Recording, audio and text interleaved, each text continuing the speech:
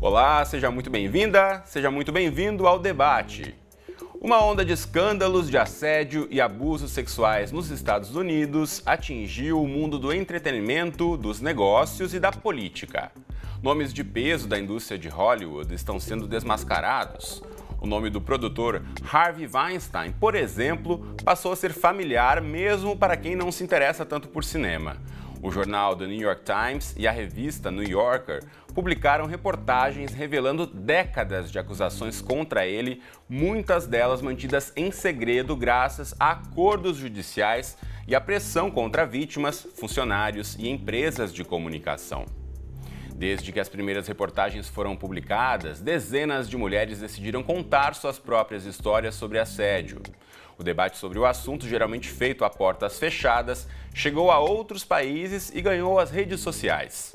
Aqui no Brasil, uma pesquisa sobre diversidade no ambiente de trabalho lançada em outubro pela consultoria TREE, especializada em diversidade de gênero, revelou que 1 em cada 3 mulheres sente que não há garantia de sigilo e proteção para denunciar casos de assédio, ofensa, discriminação ou situações de desigualdade de gênero nas empresas em que trabalham. Foram ouvidas aqui 600 pessoas com idades entre 18 e 64 anos de todo o país e que atualmente estão empregadas. Bom, diante disso, o nosso debate aqui vai discutir como identificar uma situação de assédio no trabalho, que iniciativas vêm sendo buscadas nas empresas para evitar e punir casos de assédio. Para isso, contamos hoje com a presença aqui no estúdio de Edna Muniz, que é assistente social, psicóloga e consultora do Centro de Estudos das Relações de Trabalho e Desigualdades, o CERT. E também conosco, aqui no estúdio, está Arlanza Rodrigues Rebelo. Ela é coordenadora do Núcleo de Defesa dos Direitos da Mulher da Defensoria Pública do Estado do Rio de Janeiro. Obrigado às duas pela presença, um prazer recebê-las aqui. Bom, antes de começar o nosso bate-papo aqui no estúdio, convido vocês e quem está acompanhando o nosso programa a ver uma reportagem. A gente vai mostrar agora a repercussão das denúncias contra o produtor Harvey Weinstein no mundo do entretenimento lá em Hollywood. Olha aí. Acusações de estupro contra o produtor de Hollywood, Harvey Weinstein, repercutiram entre as celebridades e também no meio político. O ex-presidente americano Barack Obama e a ex-candidata democrata à Casa Branca Hillary Clinton criticaram o comportamento do conhecido contribuinte do Partido Democrata. A atriz italiana Asia Argento e outras 2 mulheres acusam o vencedor do Oscar de tê-las estuprado. Outro caso citado na The New Yorker é o da modelo Ambra Gutierrez. Ela afirmou ter sido tocada pelo produtor durante uma reunião em Nova York em 2015. O artigo menciona outras atrizes, entre elas Rosanna Arquette e a francesa Emma de Cuny, que relatam incidentes nos quais o produtor tentou sem sucesso ter relações sexuais com elas. Segundo The New York Times, Angelina Jolie e Gwyneth Paltrow também rejeitaram avanços insistentes de Weinstein. As denúncias agravaram o escândalo que levou à sua demissão da The Weinstein Company. O produtor nega as acusações. Pois é, após esse caso do Harvey Weinstein, outros atores e produtores também foram denunciados e toda essa discussão ganhou repercussão internacional. Bom, vocês acompanham essa questão aqui no Brasil também há mais tempo, né, do que esse caso, Harvey Weinstein. Como é que vocês acham que tem tido um impacto na discussão da sociedade a partir de uma discussão dessa? Que todo mundo pensa como Hollywood, né, esse mundo, enfim, das pessoas com mega salários, dos mega poderosos, onde supostamente as regras seriam diferentes. A gente sabe que no dia a dia, em grande parte das empresas, como a gente já disse aqui na abertura do programa, dados aqui no Brasil, relatados pelas mulheres brasileiras que trabalham, também refletem um pouco desse ambiente hostil para a mulher em relação à questão sexual, né? Com certeza. Bom, nós do CERT, nós trabalhamos com diversidade nas empresas, né? E este trabalho, ele demonstra, primeiro, né, que é uma questão antiga, né? Eu acho que este caso é um caso emblemático que vem trazer uma questão cotidiana, né? Tanto no Brasil como em outros países, né? As empresas, em geral, elas não têm espaço, né, para este tipo de denúncia, né? Então, quando você trabalha olhando para a questão da diversidade, você percebe que as empresas, elas hoje, aqui no Brasil, até avançaram, né? Em algumas questões, por exemplo, com a questão da pessoa com deficiência, porque tem uma lei de cotas e você é obrigado a ter, né? A questão de gênero, que avançou um pouco mais, né? A questão de raça, a gente percebe que temos uma dificuldade muito grande das empresas lidarem com a questão racial, né? Tanto nos processos de admissão, como nos processos de ascensão dentro das empresas.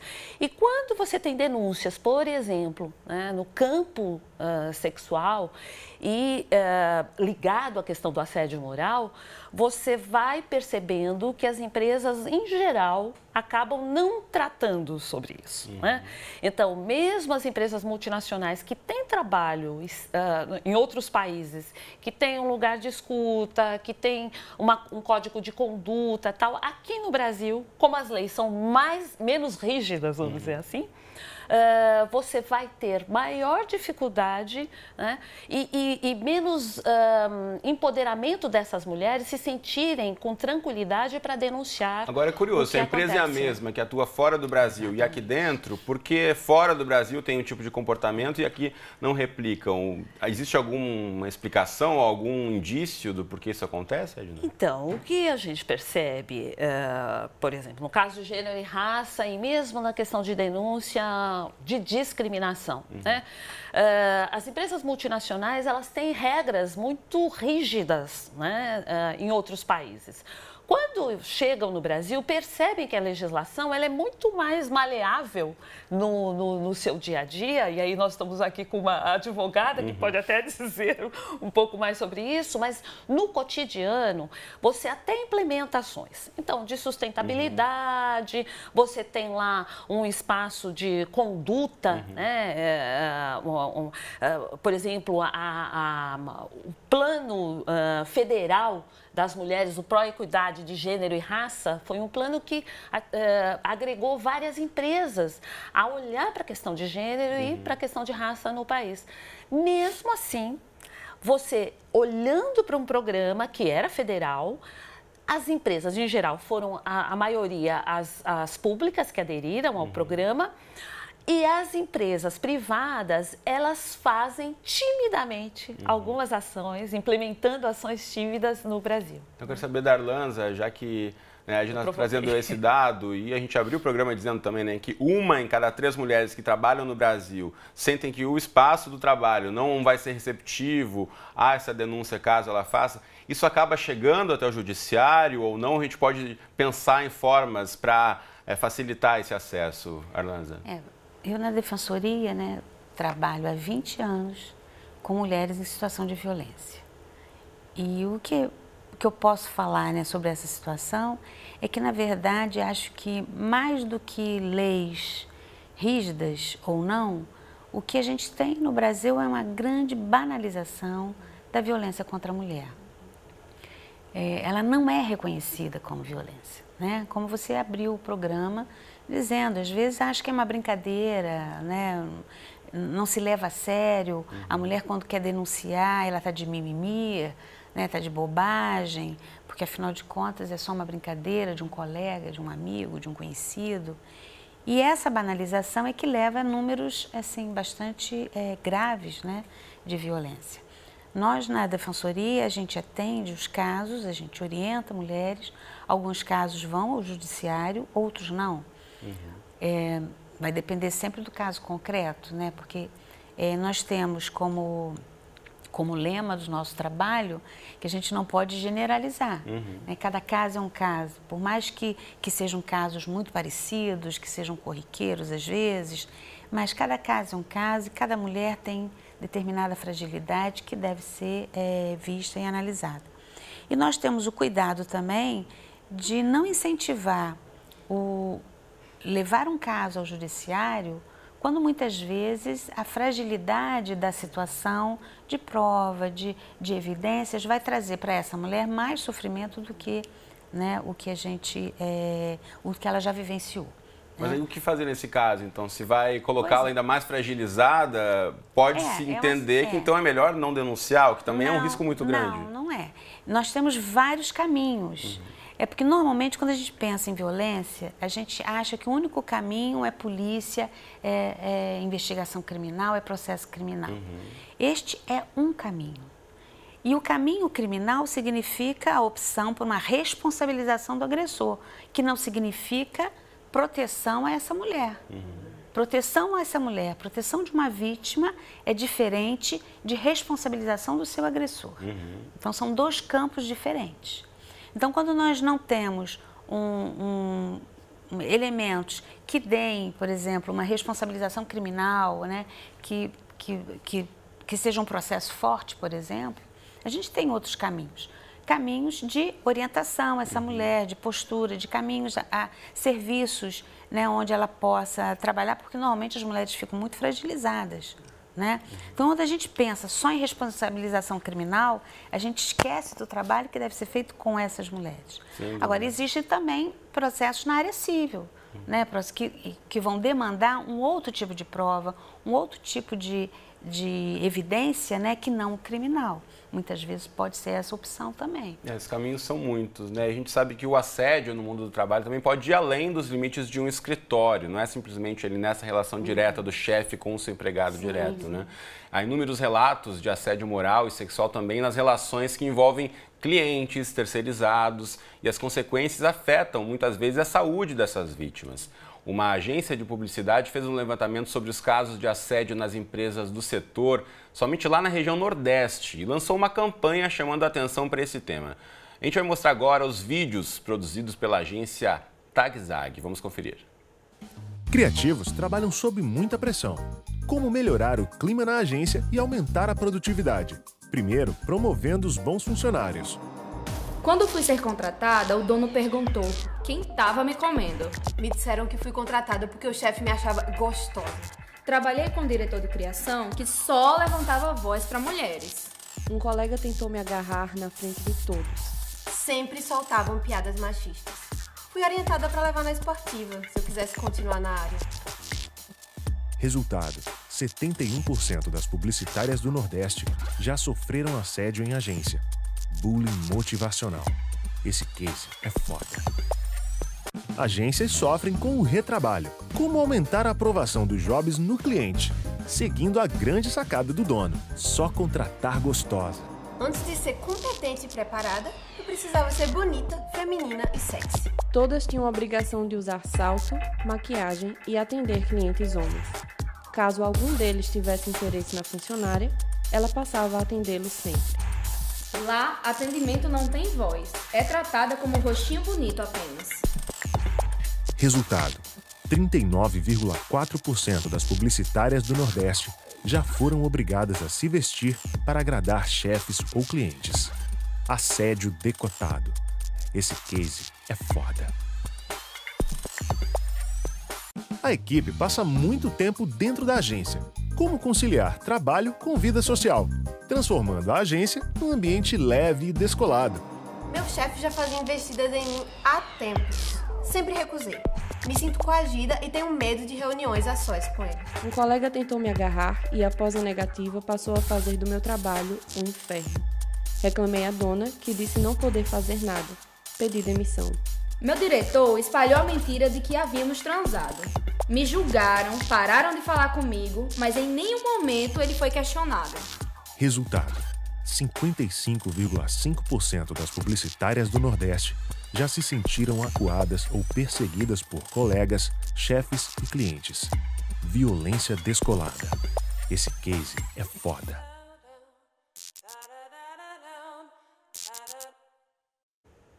Pois é, né? O que dizer? Depois apenas aqui foram 3 relatos, né? Ou 3 histórias. A gente imagina quantas outras não acontecem Brasil e mundo afora.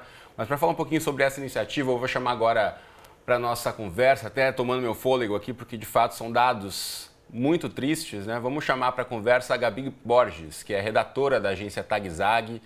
Tudo bem, Gabi? Bem-vinda ao nosso programa. Quero saber um pouquinho como é que foi elaborada essa pesquisa para vocês chegarem a esses resultados de 70% já terem sido vítimas de algum tipo de assédio, 40% se sentirem quase obrigadas a se vestir dessa ou daquela forma e mais de 50% aí se sentindo acuadas dentro do ambiente de trabalho.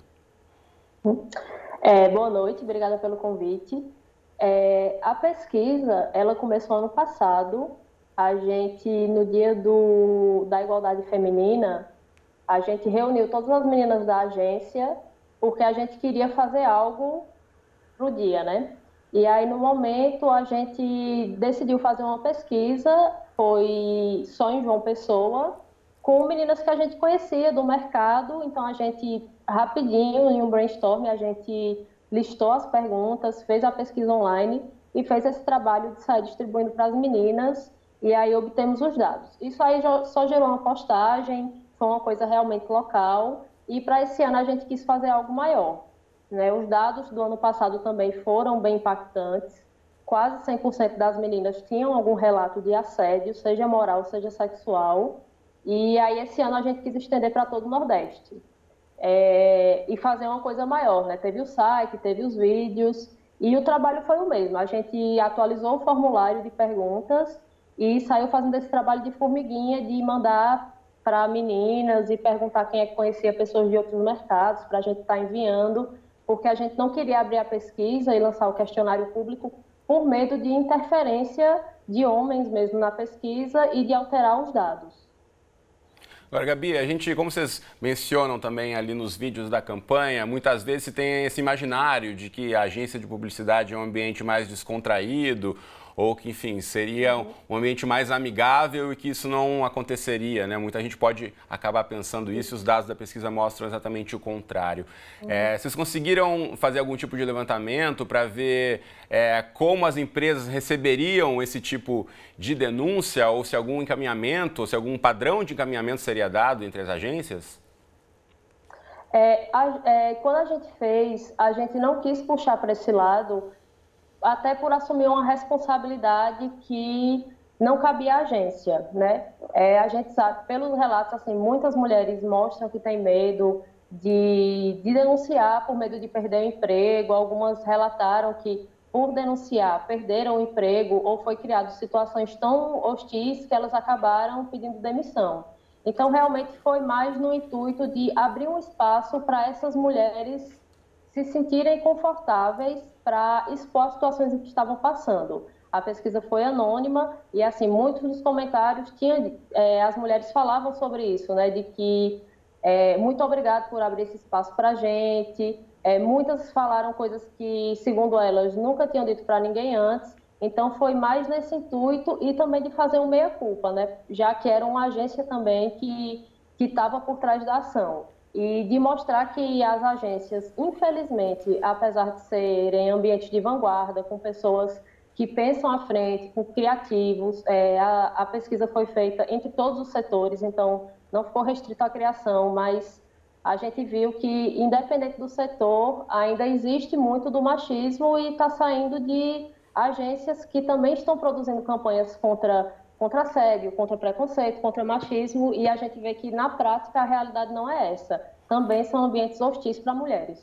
Sem dúvida. Eu estava assistindo aqui, enquanto a gente produzia o programa também, vi outros vídeos da campanha e me lembrei de uma série de TV que, não sei quem conhece, chama Mad Men. É uma série, para quem não conhece, vale a pena conferir, para maiores de 18 anos, claro, mas é uma série que se passa no mercado de agências de publicidade dos anos 60 e mostra exatamente essa situação. E fiquei me perguntando aqui, cara, décadas depois a situação continua aí, ainda mais agravada. A gente sabe o quanto os direitos das mulheres têm sido discutidos e reivindicados, e na prática a gente vê que, enfim, isso acontece ainda hoje. Agora, Gabi, eu já volto a falar com você, vou voltar aqui para o estúdio, porque também me pergunto como é que a gente pode pensar a questão, a palavra da moda que se coloca hoje em dia, compliance, né? Como é que as empresas podem abrir espaços de comunicação, relatos de denúncia que possam proteger também alguém que se sentiu vítima de assédio ou de alguma outra situação constrangedora. Como é que você vê isso, Edna? A gente tem esse levantamento feito pelas agências do Nordeste, mas é preciso pensar em alguma outra ação. Como tentar evitar isso? Sim. Primeiro, acho que parabenizar esse tipo de iniciativa, porque tem muito sofrimento, né? O assédio moral, ele é um momento onde principalmente as mulheres, né, porque tem um levantamento do próprio Ministério do Trabalho que diz que as maiores vítimas são mulheres, né? E entre as mulheres são as mulheres negras, né?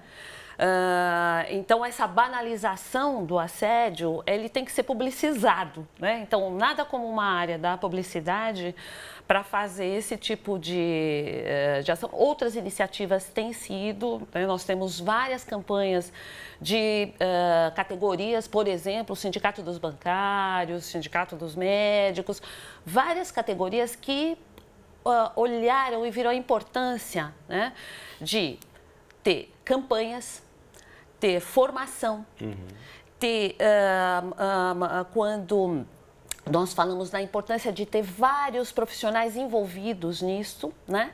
E a empresa, ela não pode ficar com um olhar, uma venda, né?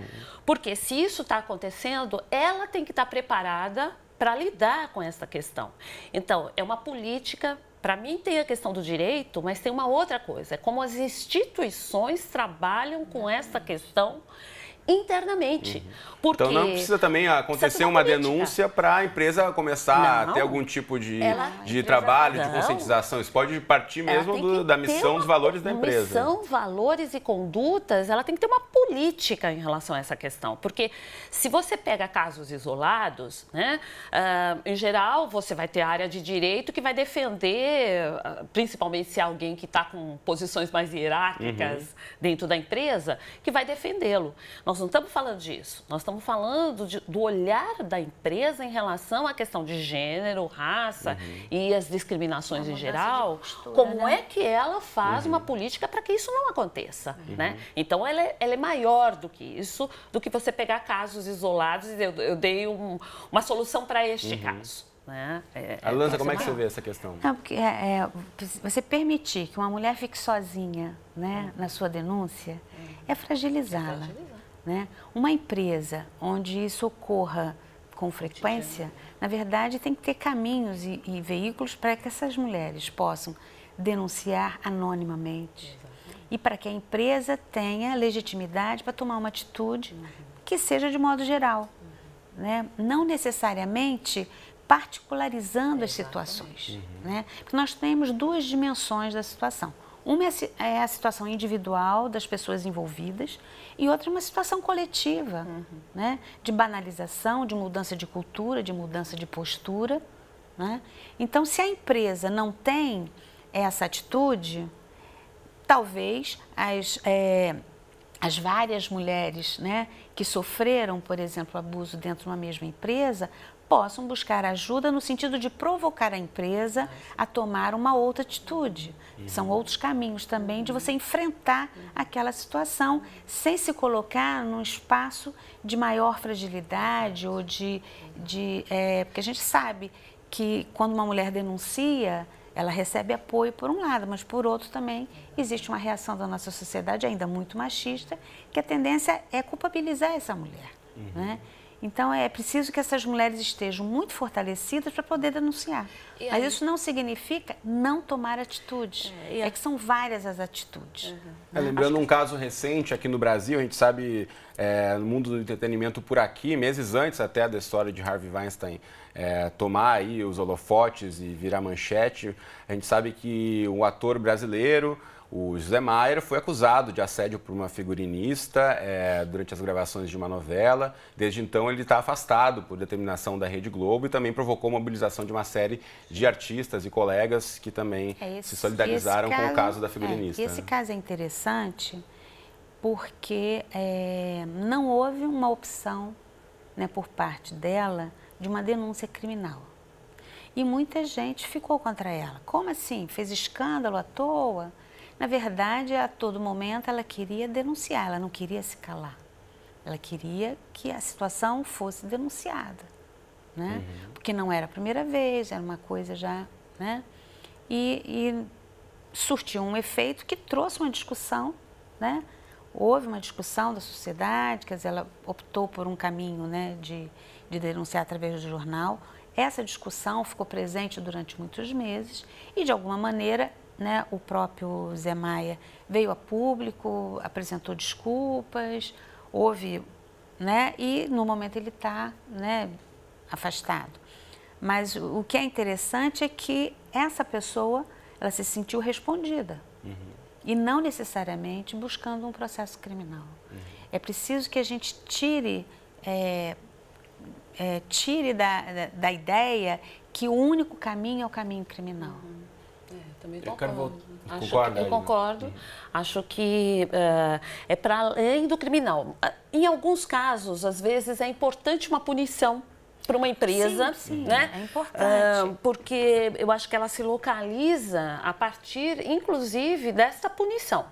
Mas eu acho que assim, ir para a denúncia e estar num coletivo, né? Eu acho que nos casos de assédio, quanto mais você tiver coletivamente trabalhando isso, tanto fortalece esse momento da fragilidade e também incentiva outras mulheres a estarem neste lugar.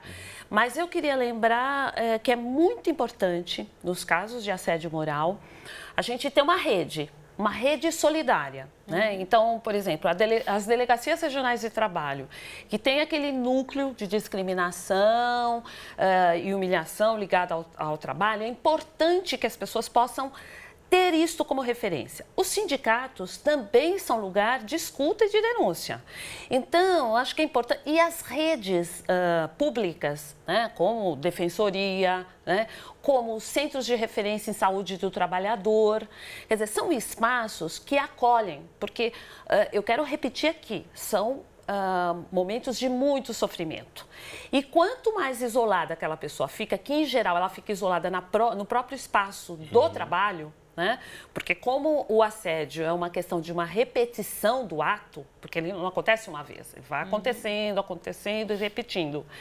Em geral, a equipe isola aquela pessoa, porque ela também quer se proteger do emprego, dos seus privilégios, e aquela pessoa ela fica absolutamente isolada e tendo que lidar sozinha. Importante mencionar isso, buscar apoio, buscar redes de suporte. Nas redes de suporte. Para também poder levar essa discussão adiante. A pior solução é ficar sozinho. A pior solução é ficar sozinho. Importante a gente reforçar isso. A gente está encerrando já esse bloco. Quero só chamar a Gabi mais uma vez, que conversa com a gente diretamente de João Pessoa. Gabi, para a gente encerrar, eu queria que você falasse um pouquinho sobre as próximas ações. Eu sei que a campanha não acaba aqui, vocês também têm um site onde as pessoas podem entrar em contato. Me fala um pouquinho dos próximos passos aí para que essa mobilização não pare por aqui.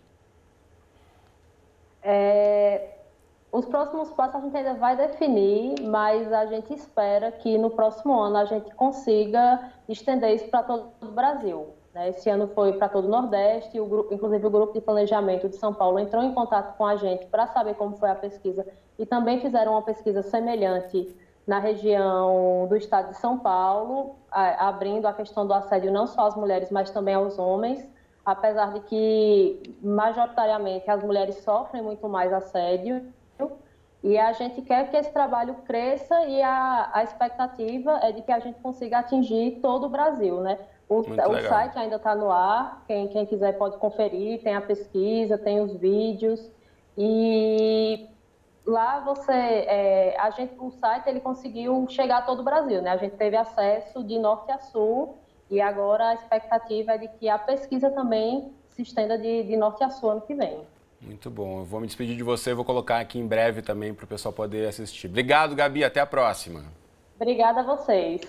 Então, vou colocar na tela aí o site que você pode entrar e ter mais informações sobre a pesquisa, rever os vídeos que a gente apresentou aqui. Também tem outras informações aí que servem de alerta também. Como já dissemos aqui, o importante é denunciar, é não ficar sofrendo sozinho, é buscar uma rede de apoio onde você possa sair, né, desse ambiente hostil para o trabalho, principalmente.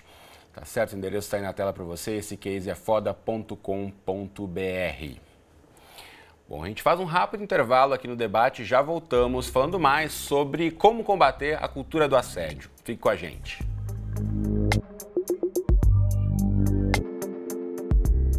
O debate está de volta para falar sobre assédio. Bom, levando em conta apenas o período da maior festa popular do Brasil, Os casos de violência sexual contra mulheres registrados pelo Disque 180 durante o Carnaval de 2017 aumentaram 88% em relação ao Carnaval do ano passado. Os dados são referentes a ligações recebidas de todo o Brasil e foram divulgados pela Secretaria de Políticas para as Mulheres do Governo Federal.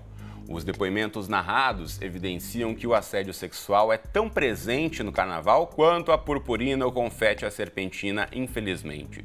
Em uma das mais tradicionais manifestações culturais brasileiras, o machismo se dá de diferentes formas, desde a imagem veiculada do corpo da mulher até a violência e o abuso sexual nas ruas. E é para falar sobre esse delicado assunto que nós contamos com a presença aqui no estúdio da Edna Muniz, que é assistente social, psicóloga e consultora do Centro de Estudos das Relações de Trabalho e Desigualdades, o CERT. E também conosco aqui está Arlanza Rodrigues Rebelo. Ela é coordenadora do Núcleo de Defesa dos Direitos da Mulher da Defensoria Pública do Estado do Rio de Janeiro. Elas continuam com a gente aqui para aprofundar essa discussão. E eu volto falando um pouquinho do caso do assédio, que é consequência, de uma sociedade machista e que a gente sabe muitas vezes que isso não está apenas numa relação de trabalho diretamente de um escritório ou onde for, isso aí está em todas as esferas, como a gente tem percebido e a discussão tem aprofundado ao longo dos últimos meses. A gente vai assistir agora, então, uma reportagem mostrando a repercussão dos casos de assédio lá em Hollywood, entre coletivos que lutam na defesa dos direitos das mulheres. Durante as últimas semanas, a hashtag MeToo, que em inglês significa Eu Também, foi uma das mais replicadas no Twitter, acompanhada de relatos de mulheres contando as situações em que sofreram assédio. Vamos ver. A campanha #MeToo para denunciar assédio e abuso começou em meados de outubro no Twitter, com mulheres de diferentes partes do planeta revelando suas experiências. O comediante Louis C.K. se tornou a mais nova figura de Hollywood acusada de abuso sexual. Outros denunciados são o produtor-diretor Brett Ratner, o escritor-diretor James Toback, o ator Kevin Spacey e o produtor Benny Medina. Os manifestantes se reuniram em frente ao icônico Dolby Theatre em Hollywood para chamar a atenção para o tema. É nesse local que acontece a festa de entrega das estatuetas do Oscar, o grande prêmio da indústria cinematográfica americana.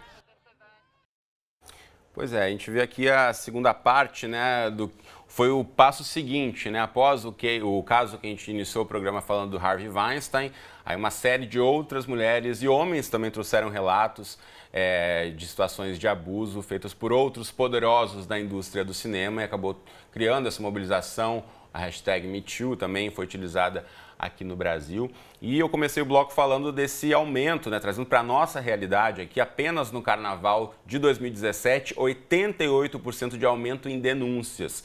A gente nunca consegue de verdade mensurar se o aumento da denúncia foi motivado pelo aumento de casos ou pelo aumento das pessoas se sentirem motivadas. Como é que vocês avaliam esses números, Edna? Bom, eu acho que as pessoas estão mais incentivadas a falar, Porque os crimes sexuais, as violências sexuais sempre foram muito escondidas, muito silenciadas, As vítimas levam, inclusive, muito tempo, a se darem conta, a terem coragem de assumir que sofreram essa violência e a denunciar. E hoje nós vemos, pelas redes sociais, um movimento muito grande, aqui no Brasil, em já vários momentos tivemos isso, de incentivo a essas denúncias, Então as pessoas estão cada vez mais denunciando e isso traz uma dimensão coletiva dos abusos, retira a culpa individual que eu tenho quando sofro uma violência, porque eu sempre acho que eu sou a culpada, que eu que dei mole, eu que estava no lugar errado, eu estava vestida errada. Então existe aquela culpabilização. Então, quando se tem uma dimensão coletiva, a gente percebe exatamente que a culpa não é nossa, não é de quem sofreu a violência, mas de uma sociedade estruturada nas desigualdades e no abuso do outro. O Arlanza traz essa questão importante das redes sociais, ajudando com que essas questões ganhem uma repercussão maior, mundo afora e muitas vezes, né, como você disse, as pessoas ficam em dúvida se levam isso adiante, se vão se expor ou não, e pode se criar também a dúvida, né, do o que é o assédio ou não. Exato. A Edna pode falar um pouquinho sobre a questão das cartilhas, que são várias disponíveis, a gente até tem algumas imagens que a gente pode mostrar para ilustrar enquanto a Edna fala sobre esse assunto, que estão disponíveis nas redes sociais, a gente pode, na dúvida, vai lá e consulta, né, para também saber qual o passo a passo a ser tomado. Acho que é importante, porque ter cartilhas de referências, porque muitas vezes você fica na dúvida se de fato aquela situação é um assédio. Então, as mulheres podem pensar, não, mas ele só passou a mão no meu ombro, né? Só passou a mão no meu ombro. Ou ele está me convidando para jantar sem nenhuma intenção.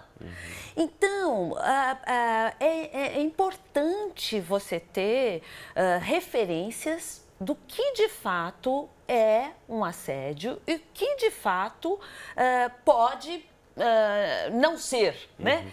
Mas, agora, como a Orlando disse no primeiro bloco, cada caso é um caso, então fica muito subjetivo, né? Exatamente. Só que, assim, as pessoas em geral, as mulheres em geral, demoram muito para perceber, de fato, se aquela situação é um assédio. Principalmente nas relações de trabalho, né? Porque você vai dizer, ele chegou na minha mesa, me deu um bombom e tal. Como que eu vou saber? Essas cartilhas, em geral, elas acabam auxiliando, ou pesquisas como essa que nós acabamos de ver, né, são importantes para abrir o olhar para as mulheres em relação a essa situação. E eu queria dizer também o quanto é importante, né, para que as mulheres se sintam empoderadas, que elas tenham referências coletivas, voltar a falar disso, né? Porque o movimento de mulheres, acho que quando você coloca o universo da internet, ele é importante. Mas a gente também tem que pensar que nós vivemos lutas muito antigas, né?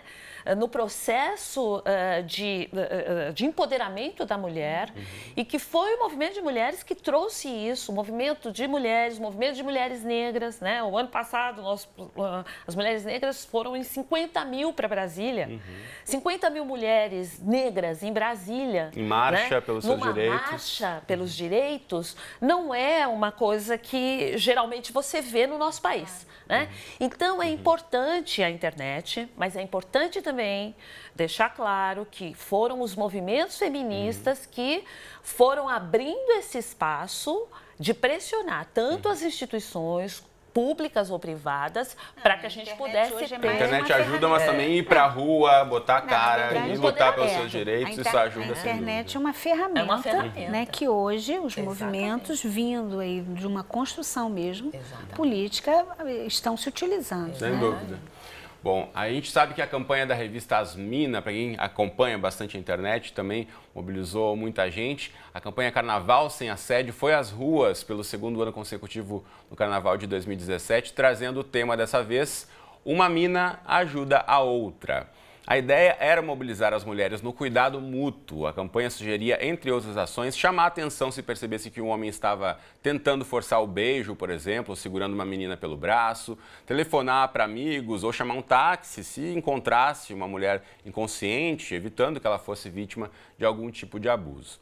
Então a gente vai chamar agora a Letícia Bahia, diretora institucional da revista Asmina, para saber sobre os resultados desses 2 anos de campanha. Letícia, bem-vinda ao debate. Fala para a gente um pouquinho que o foco, né, de uma das campanhas foi os homens. Como é que uma cartilha sobre o que pode ou não pode no Carnaval também tem facilitado essa discussão? O comportamento deles tem mudado? Vocês já conseguem perceber uma mudança de comportamento a partir desse trabalho?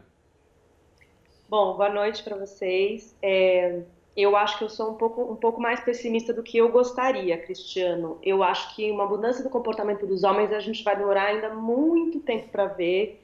Esse tipo de comportamento ele está estruturado em questões culturais muito profundas, né? A gente está falando de relações entre homem e mulher que são assim mais ou menos desde que o mundo é mundo. Então não dá para a gente esperar que uma campanha como essa vá mudar as coisas do dia para a noite. não quer dizer que a gente não tenha resultados, né? Eu acho que a discussão que isso promove e, sobretudo, o que isso faz com o comportamento das mulheres, né? Como as colegas estavam dizendo, o quanto esse tipo de campanha ensina as mulheres a identificar situações que antes elas entendiam como normais, né? E a partir dessas campanhas, a partir dessas discussões, opa, peraí, eu não tenho que aceitar isso não é normal, né? E como você falou no primeiro, né, a gente focou bastante em discutir os comportamentos dos homens, né? Mas o público da revista Asmina, ele é predominantemente feminino, então por mais que o tema seja esse, a gente sabe que quem de fato está participando mais ativamente dessa discussão são as mulheres.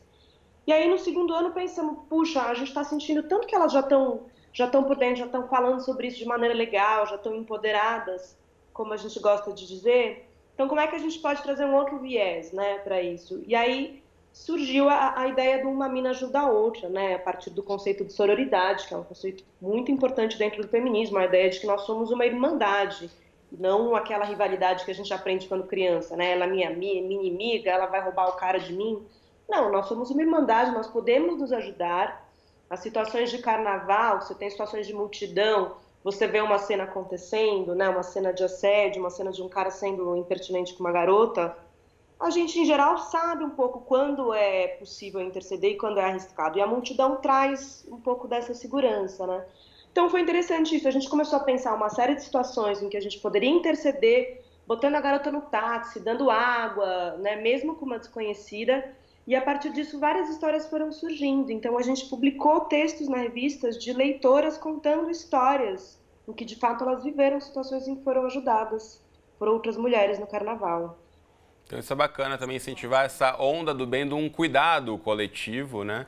E que também não só as mulheres, que os homens também se sintam sensibilizados, motivados a ajudar, se vê alguém passando um perrengue, uma menina, uma amiga também, que isso possa circular. Agora, a gente sabe que também já estamos chegando aí ao próximo carnaval, então vocês já estão articulando novas campanhas. Como é que você vê os próximos passos, né? Como você bem disse, a caminhada é longa, as ações ainda são muito necessárias. Como é que vocês pensam já na ação para o próximo carnaval, Letícia?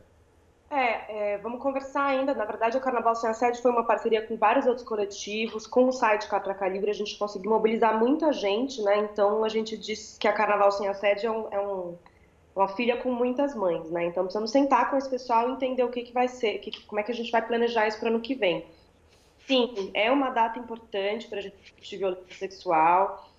Como as colegas estavam dizendo, a gente tem sempre que pensar nessa questão do recorte, porque eu, uma mulher branca de classe média alta, quando vou para a rua no carnaval aqui na Zona Oeste de São Paulo, no Vila Madalena, e me acontece alguma coisa, a minha possibilidade de denunciar e ser ouvida é completamente diferente de uma mulher negra periférica.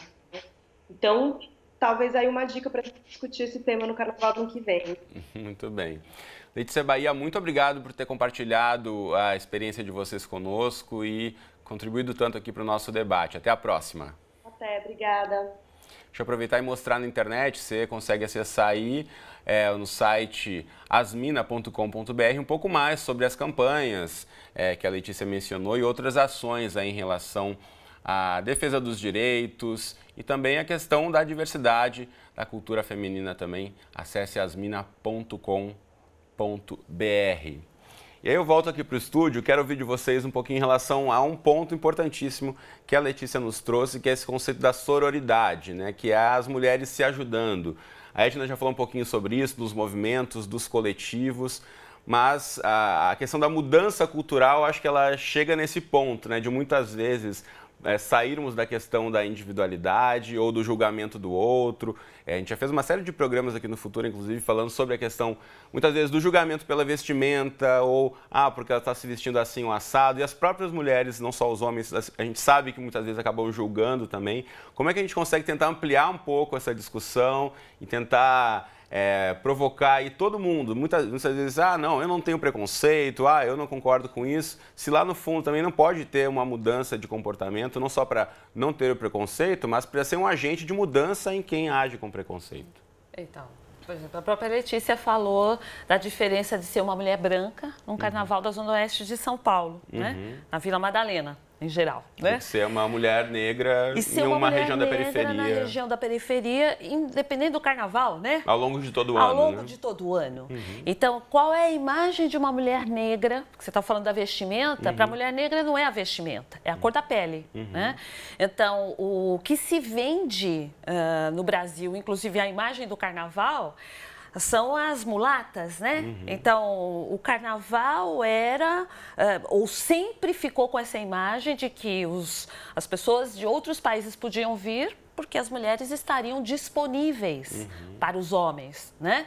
Então, essa é a imagem que muitas vezes foi utilizado como marketing, propaganda, mundo afora, a imagem da negra, né? Da mulher vestida com a roupa exuberante do carnaval. Que nós estamos falando? De que identidade é essa, né? Porque eu acho que quando ela falou que era uma coisa muito mais profunda, e é mesmo, né? Então, para a mulher negra, esta banalização da violência, ela vem desde a escravidão. Né? Se a gente for pensar que uma mulher negra, ela estava ali como escrava para servir o seu senhor, é assim que a sociedade brasileira, machista, branca, ainda vê a mulher negra neste país, né? Então, acho que muito importante quando ela aponta, e é importante para nós pensarmos também, que imagem é esta e que lugar é este que se coloca as mulheres negras? Nós estávamos conversando antes, né? Quer dizer, como é que as pesquisas e mesmo o próprio assédio moral, quando a Margarida Barreto, que é uma grande pesquisadora do assédio, ela dizia, eu não tinha feito o recorte no início da carreira dela, em 2000, o recorte étnico-racial.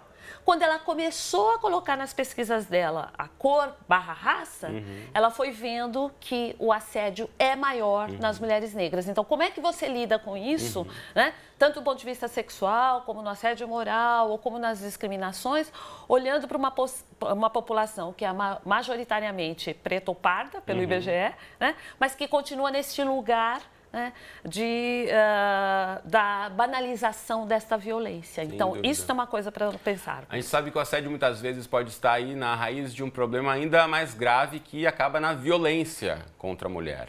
No último dia 23 de novembro, a ONU Mulheres, órgão das Nações Unidas que trata dos direitos femininos mundo afora, divulgou uma pesquisa revelando que 1 em cada 4 brasileiras com idades entre 15 e 49 anos que vivem na região Nordeste já foi vítima de violência doméstica ao longo da vida.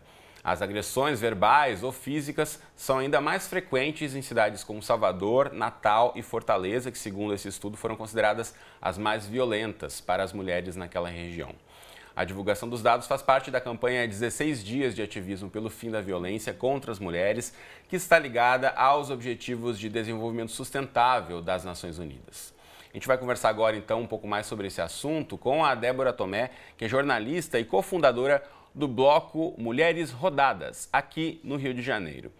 Débora, bem-vinda ao debate, obrigado pela participação. Quero começar perguntando a você como essa mobilização feminina para tratar do assédio pode levar a uma mudança cultural que a gente tem tentado trazer aqui ao longo do programa de hoje. Feminista, vamos começar botando as palavras. É uma mobilização feminista, porque eu acho que quando a gente está falando de luta em prol dos direitos das mulheres, a gente está falando de feminismo, e eu acho que essa palavra que foi muito tempo aí vista como palavrão, ela tem que ser cada vez mais louvada, porque são os avanços feministas que têm ajudado a trazer também esse tipo de discussão. Porque quando a gente está pensando em violência, eu costumo dizer isso, a gente pensa sempre na violência do outro, né? Aquela coisa da cobertura, do monstro, o monstro que violentou a fulana, o monstro que violentou a ciclana. A gente tem que lembrar o seguinte, a violência acontece, como esses dados da ONU Mulheres mostram, dentro de casa. Essa violência, assim, quando a gente está falando de violência, uma boa parte delas, uma boa parte dos estupros que acontecem no Brasil, uma enorme parte, eles acontecem dentro de casa. Então, é uma luta que eu falo, assim, que vai muito mais além. A política pública tem que estar atenta, a punição tem que estar atenta, mas ela vai realmente depender de uma mudança de comportamento da sociedade. A sociedade tem que começar a mudar. A sociedade como um todo. Eu falo que todos nós, como a gente está numa sociedade que é machista, não são só os homens, são as mulheres também, mas eu acho que esse é um trabalho, sobretudo, dos homens, que é a maioria dos agressores. E falando em mudança cultural, como é que você avalia esse momento em que a gente tem discutido pelo menos na minha impressão, cada vez mais, né? A gente sabe a partir do caso de Harvey Weinstein, mas mesmo antes, né, na eleição de Donald Trump, você está nos Estados Unidos, você deve ter acompanhado ainda mais de perto, né, que ele, uma das frases clássicas dele durante a campanha é que ia ter vantagem porque agarraria as mulheres pelos órgãos genitais. Isso acabou tendo uma repercussão gigantesca, mas acabou não afetando, né, o momento da votação. Ele continuou com muito apoio. Como é que você vê essas iniciativas de discussões, de mobilizações que têm rodado o mundo? Você acha que isso pode acabar trazendo uma discussão mais aprofundada para além apenas da notícia do caso e depois que acabe passando e a gente pare de discutir isso? Eu acho que quando esses assuntos vêm à tona, significa que a gente considerava uma coisa que era normal, a gente não considera mais normal. Então, por exemplo, palestras que você vai que só tinha homens. A gente sempre achou isso tão normal. A gente sempre achou isso tão corriqueiro. O fato do Congresso Nacional ter 90% de homens e 10% apenas de mulheres. Então, e o mesmo caso vale para o assédio. Isso era considerado parte do processo. Eu acho que quando a gente começa a desmistificar, é como se a gente passasse a usar uns óculos e falasse assim, caramba, agora eu estou vendo tudo isso. E é interessante quando você começa a militar, quando você começa a reparar isso. E eu acho que esses casos mostram isso. Quer dizer, a gente não acha mais isso normal, nem piada, nem engraçadinho, nem faz parte do processo. Por outro lado, eu acho que é muito ruim quando a gente personaliza. Ah, é o fulano, é o cicrano, não sei quem que fez. Eu acho que a gente tem que pensar isso sempre como uma estrutura da sociedade. Então, a gente tem que combater como? As empresas têm que criar políticas claras dentro das empresas de assédio. Então, a gente tem que criar políticas claras. Assim, até você falando aqui do caso dos Estados Unidos. As universidades têm regras super claras e é demissão sumária. Se um professor começa a assediar uma aluna, ele é demitido. Não tem opção. Enfim, a gente conhece uma série de casos, os professores são informados a respeito disso.